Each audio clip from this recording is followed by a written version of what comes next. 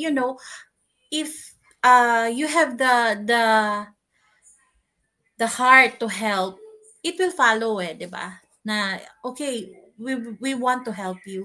And andun din yung of course for the business, it's good na we can expand to help people and to solve Mm. another problem, 'di ba? Ayan po. Mm. Ayan. So, okay, let's go back a little bit, no. So since okay naman yung primary yung after school care, okay naman siya. Marami kang estudyante and after COVID na ba nangyari yung transition or during COVID pa siya? A few years after COVID, we transitioned to we started our registration to MOE in 2023, if I'm not mistaken.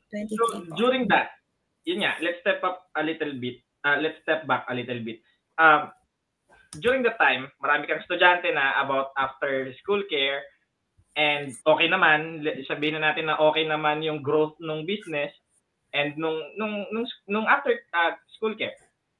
Was there a hesitation or a doubt na mag-move up ka to a school?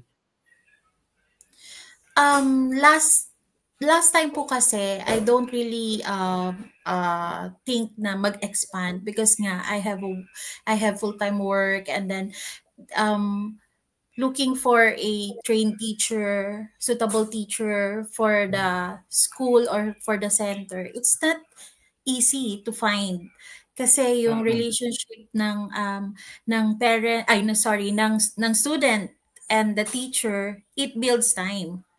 So, Mm-mm. ganun din sa parents. So, yung mga makakahanap ka ng mga teacher na magi-stay and only few will stay. So, mahirap po maghanap ng teacher in Singapore. Yun po yung isa sa mga challenges. Challenges.